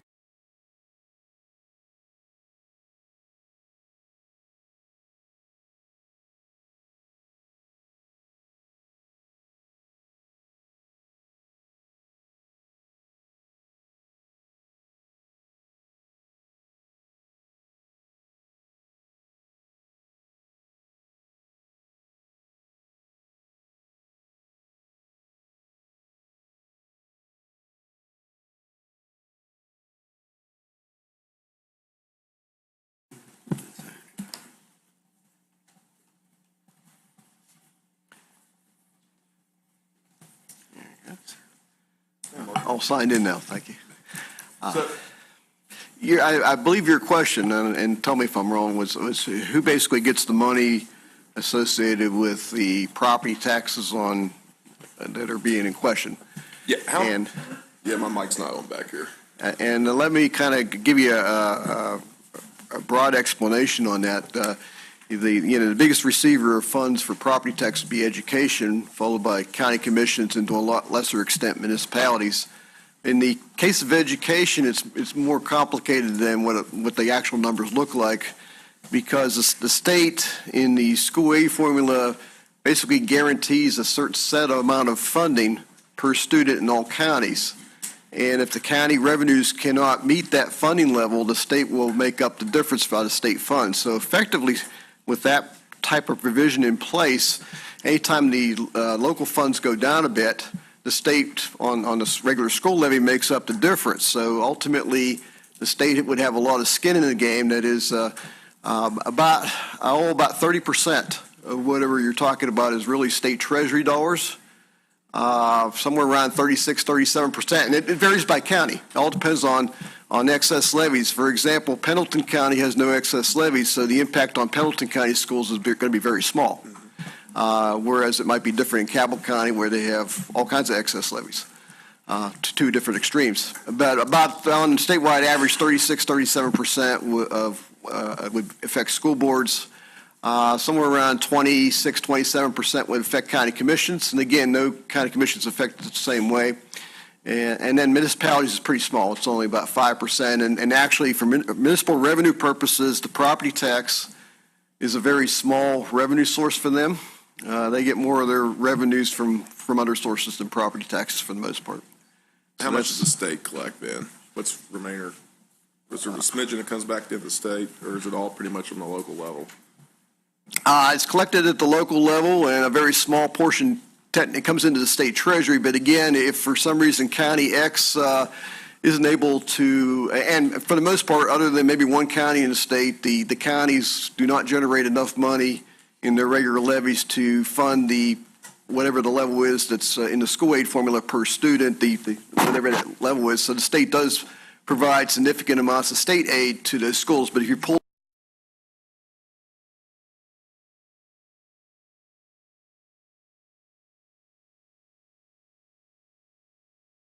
on the local monies a little bit, the state will make up that difference up to whatever the amount is that's called for in the school aid formula. Well, the way this resolution is drafted,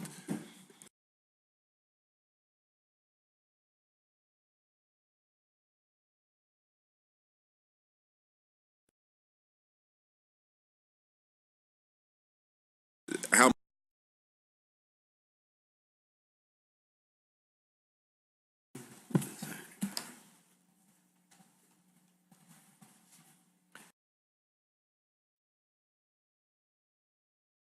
property tax law is general law. Our neighbor state of Ohio, it's general law. The legislature went in and made some changes.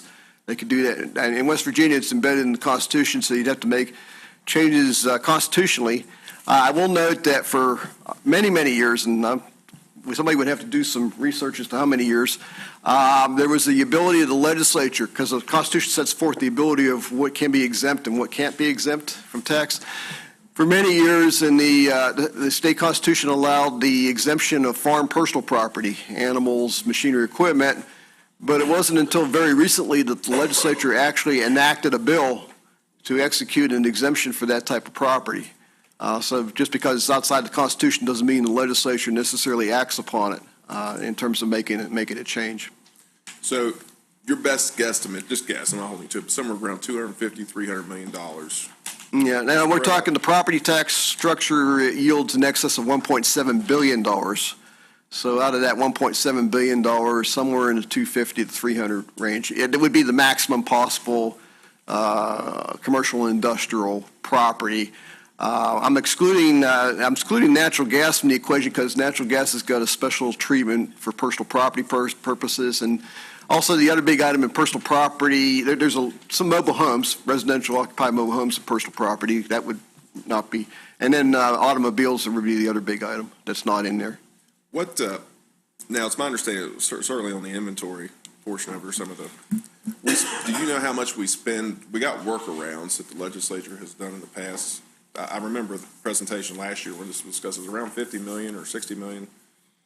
Workarounds, That we spend for credits or whatever to get around to lure businesses in and stuff? Yeah, in West Virginia, we're not allowed to offer tax credits per se on property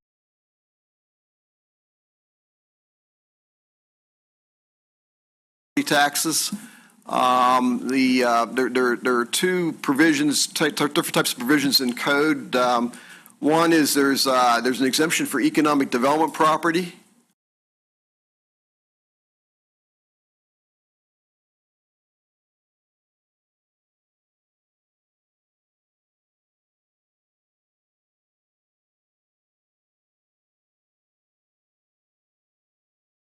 This is the new folks on the block would get tax break and not existing folks. So there's a certified capital addition rule for certain existing manufacturers that a handful of manufacturers are able to take advantage of that reduces their valuation by up to 95%.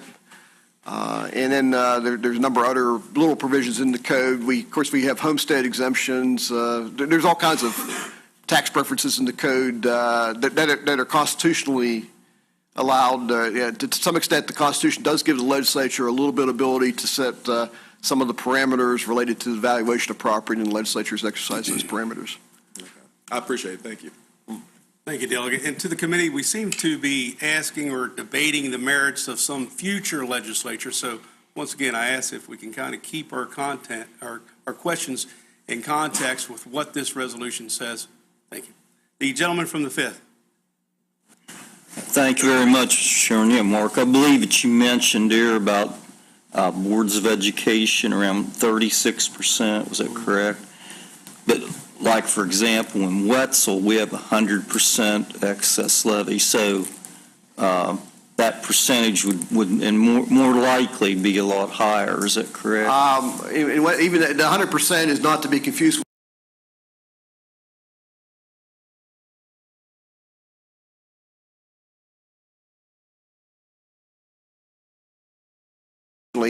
I will note that for many, many years, and somebody would have to do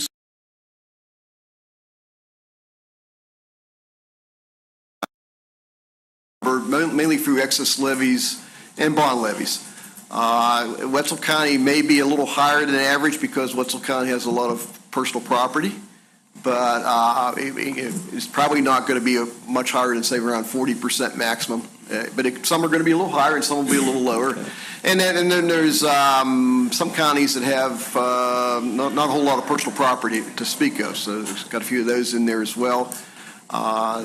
Inventory is kind of an interesting item. It's highly volatile, moves up and down a lot.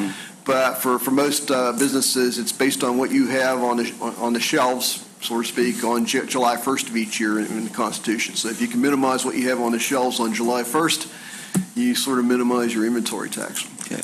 Thank you, Mr. Chairman. The gentleman from 36.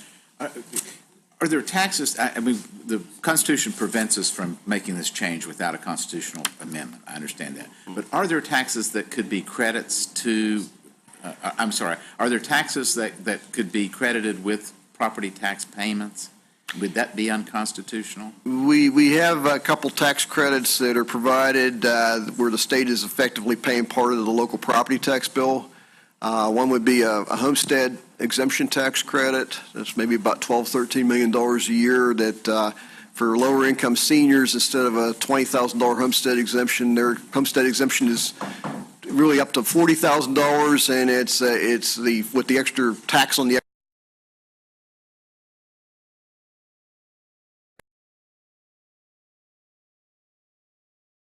the 36-37%. 36-37 is the average.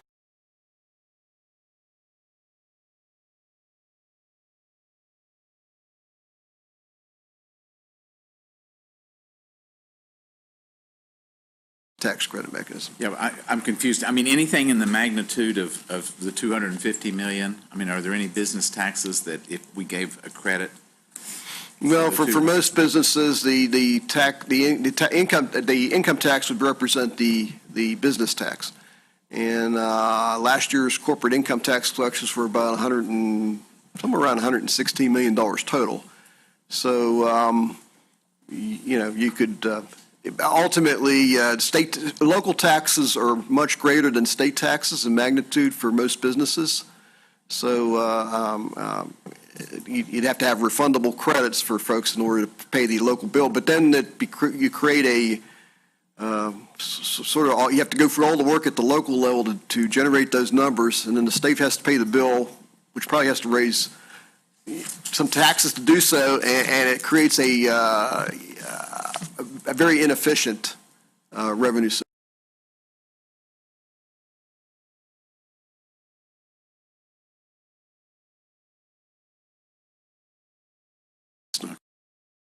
Okay, so I understand then it's very complicated, but I don't know if you're able to say, but the Constitution wouldn't prevent us from giving credits for having paid these inventory.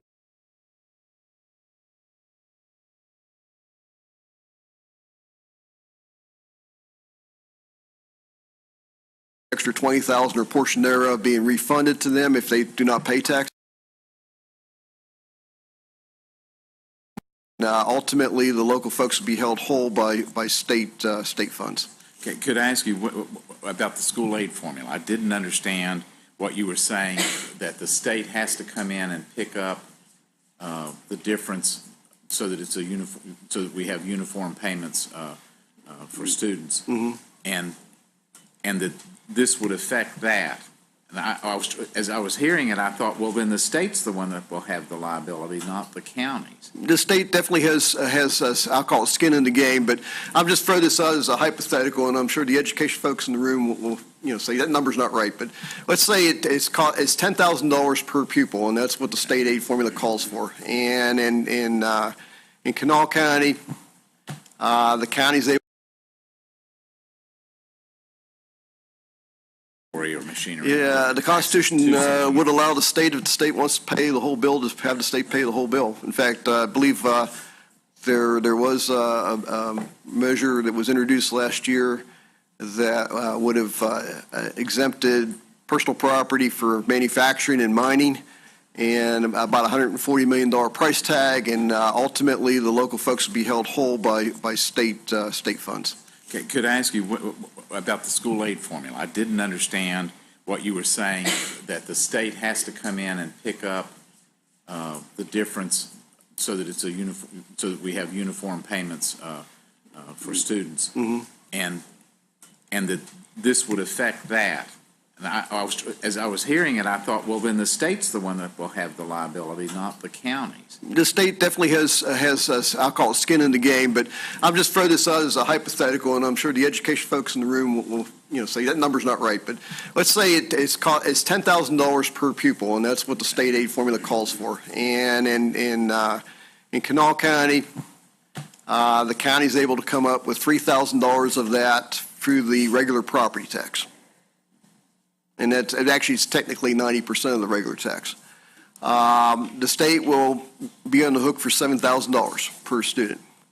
Now, maybe in, got to figure a poor county here, but in Calhoun County, maybe it's still got $10,000 because we have this system that says every school has to be funded equally in certain ways. Maybe in Calhoun County, that local tax is only $1,000. So you have $9,000 difference. So if that local tax is reduced, say the $3,000 in Kanawha County goes down to $2,500, then the state is on the hook for the other $2,500, or the other $500, the difference between $3,000 and $2,500. So would most of the burden for schools fall on the state's portion rather than on the local portion? It's not quite 50-50, but ultimately the state's probably going to pick up at least 40% of whatever school.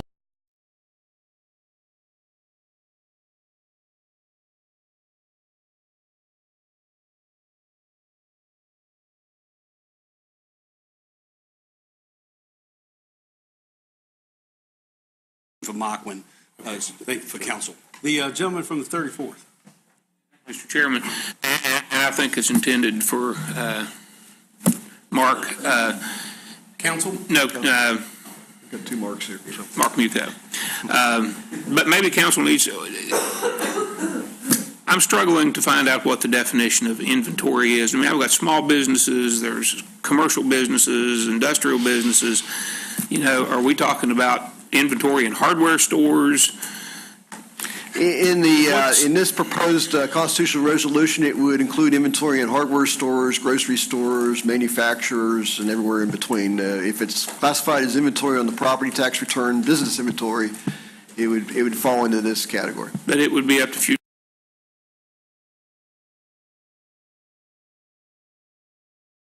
legislatures to determine if those were indeed included or not. If they wanted to exempt in full, part, or whatever they wanted to do with regard to inventory. So this just includes everything, but it would be up to a future legislature to determine if everybody that would be included in that definition would actually be included in the exemption. Is that correct? That's correct, and ultimately that's what happened with farm personal property. The animals, machinery, equipment for farms was taxed for many, many years, but the legislature always had the ability to exempt it. And maybe a little more than a decade ago, I lose track of time after a while, the legislature actually actually exempted that property from taxation. Thank you, Mr. Chairman. Thank you, Delegate. Further questions? Further questions? The gentlelady from the 50th. Thank you, Mark. Maybe a question for you, and maybe somebody has already asked this and I did not hear it. But when we're talking about the money that goes to the counties and the schools, if the county would lose money from eliminating this tax whenever, would they not have the ability, they would be able to raise property taxes on the citizens to make up for the loss? Once again, Delegate, that's a hypothetical question. We don't know if anybody, any action would take place, so. Yeah, and actually,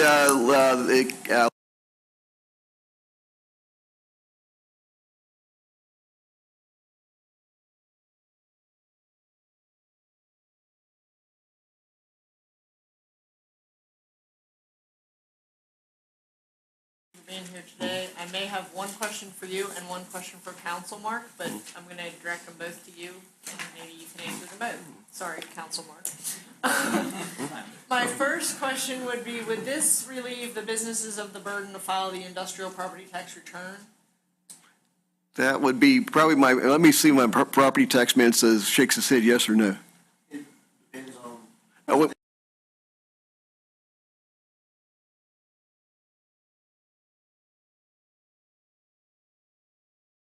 Question would be, do you know, particularly our border states, but do you know how many states charge this tax on their businesses? It varies. On manufacturing inventory, I think we're down to somewhere around 7 states. That's inventory, not machine equipment inventory. About 7 states or so in manufacturing inventory. Personal property, it's probably 20-some states that tax personal property. I'd have to get you the actual exact number. Of our surrounding states, Pennsylvania's tax is purely real estate. They do not tax either machinery, equipment, or inventory. In Ohio, they used to tax machinery, equipment, and inventory, but that was recently removed in the last 10, 15 years in that state. They now just tax real estate, except in the case of public utilities, they do get them a little bit on their side. Kentucky has a broad-based tax like West Virginia, except in Kentucky, real property tax rates are higher than personal property tax rates, and personal property tax rates in Kentucky are roughly equivalent to what somebody would receive if the property was valued at salvage. Very, very low relative to West Virginia. But they do tax inventory as well as machinery equipment. Virginia taxes machinery equipment, not so much inventory. And I think Maryland may have a little bit of tax, but for the most part, Maryland taxes generally real estate. Thank you. Thank you. The gentleman from the 30th. Thank you, Jim. Mark, this definition is an opinion.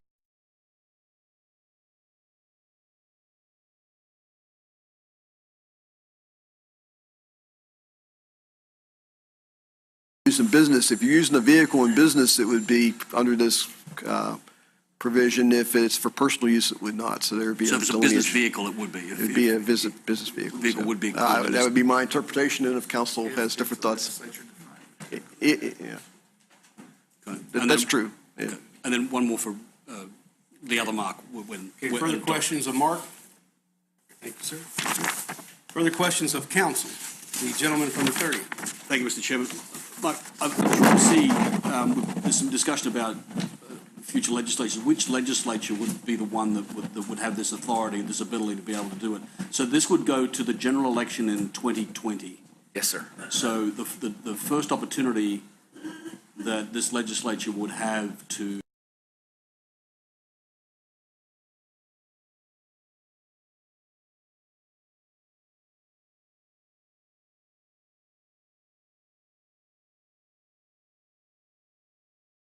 not this current, it would be the 85th legislature, not the 84th. I want to say that. Without a special session being called. I want to say that it's not been unheard of legislatures to devise a plan, enact it, and say it only becomes effective upon ratification. So in theory, an earlier legislature could propose a plan.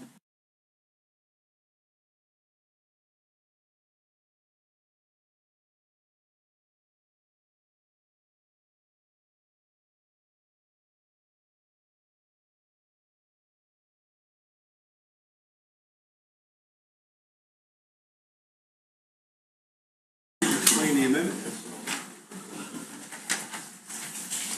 Thank you, Mr. Chairman.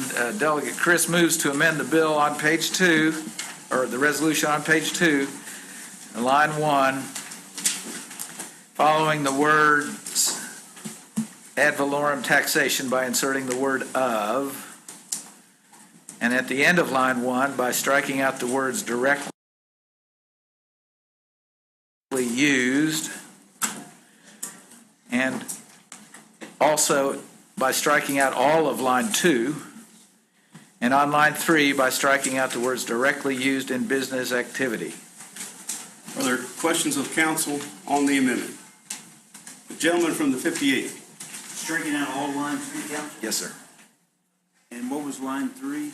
Striking out the words directly used in business activity. Thank you. Thank you, Mr. Chairman. Questions of council on the amendment? Questions of council on the amendment? Wait a minute. I'm sorry. Well, let me back up. No, nothing is stricken out of line 3.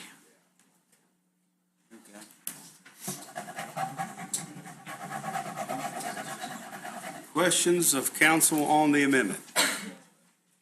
Seeing none, are there amendments to the amendment? Discussion. Not, the question before the committee is on the adoption of the amendment. All in favor say aye. Aye. All opposed? I declare the amendment adopted. Further amendment.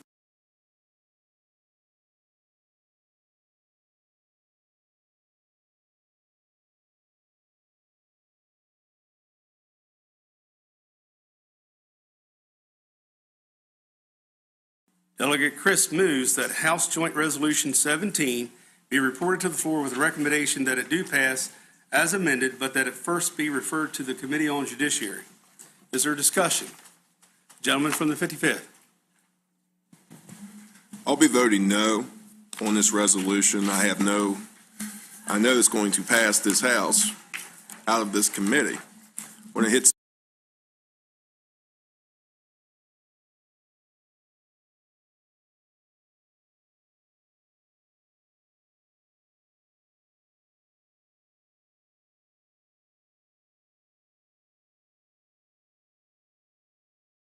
$100 million on how we're going to do it, rather than say some future legislature will cross our fingers and hope they figure it out. I believe we have a responsibility as a legislature, if we're going to do this, to actually instate an entire plan, not a half a bite of an apple. So for those reasons, I'm voting no. Further discussion. The gentleman from the 30th. Thank you, Mr. Chairman. I think everyone in this room, and certainly anyone that's looked at this issue through the years, understands that this is a tax that no one particularly likes or particularly likes to pay. The issue is that this is the tax that our local governments, and particularly our school system, is dependent upon. And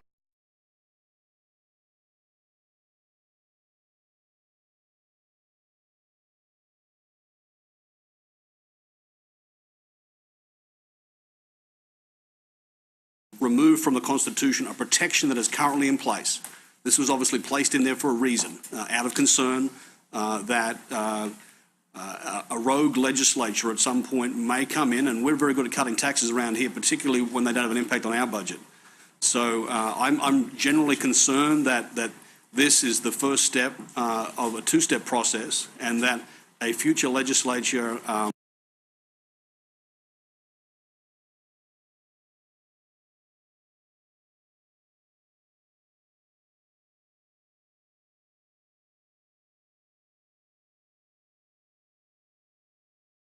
in our school system. So for those reasons and others, I'm opposed to this resolution in its current form, but look forward to further discussions about how we may be able to better address this tax burden that our businesses in West Virginia face. Thank you, Mr. Chairman. Thank you, Delegate. Further question, or further discussion?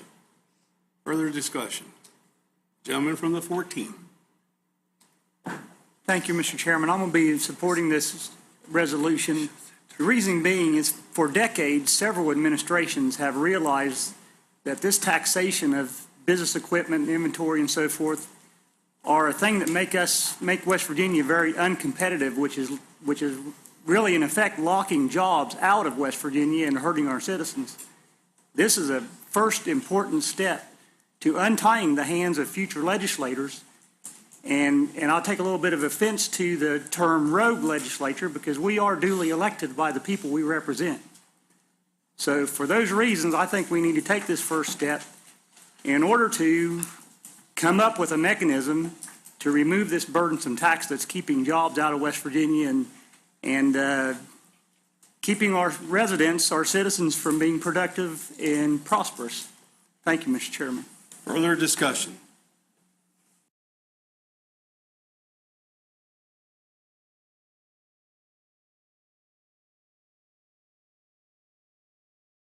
The ayes have it, and I declare the motion adopted. The chair calls on the gentleman from the 10th. Mr. Chairman, I move that we stand in recess until 2 o'clock for the additional budget hearings and pick up the agenda after the budget hearings. You've heard the gentleman from the 10th's motion. All those in favor say aye. Aye. All those opposed? We are in recess.